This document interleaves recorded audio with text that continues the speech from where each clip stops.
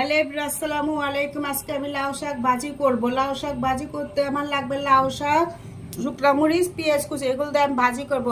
লাউ শাকটাকে আমি লবণ দিয়ে সিদ্ধ করে নিয়েছি। এখন তেল দিয়ে ভাজি করব। তেল গরম হয়েছে, এখন শুকনা মরিচটা ছেড়ে দিলাম। এখন একটু ভাজবো। শুকনা মরিচ আমার গরম হয়েছে, এখন আমি এটাও দিলাম, পেঁয়াজ দিয়ে দিলাম। এখন পেঁয়াজটা ভালো করে লাল করে ভেজে নিতে হবে।